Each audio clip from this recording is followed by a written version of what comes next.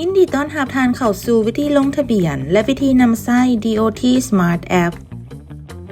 วิธีการดาวน์โหลดแอปเข้าไปที่ Google Play Store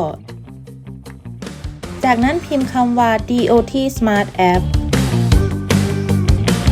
และกดดาวน์โหลดแอป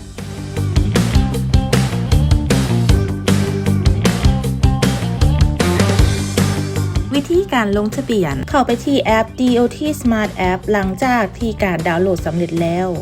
หน้าทำอิฐของแอปจะมีให้เลือก2ภาษาคือภาษาลาวและอังกฤษท่านสามารถเลือกไปที่ภาษาลาวกดลงทะเบียนเลือก Username และรหัสผ่านใส่ข้อมูลชื่อและเบอร์โทรใส่รหัส OTP 6 ตัวเลขที่ระบบส่งให้ทาง SMS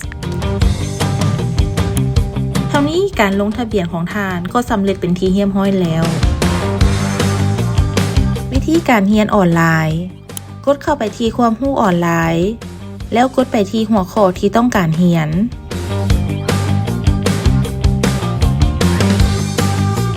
วิธีการทดลองสอบเสียงภาคทฤษฎีกดไปที่การทดสอบวิธีการเบิ่งผลสอบเสียงกดไปที่ผลการสอบเสียงวิธีการเบิ่งข่าวแจ้งการกดไปที่แจ้งข่าวโดยกลุ่มขนส่งกระทรวงโยธาธิการและขนส่งสนับสนุนโดยกองทุนความปลอดภัยทางหลวงขององค์การสหประชาชาติ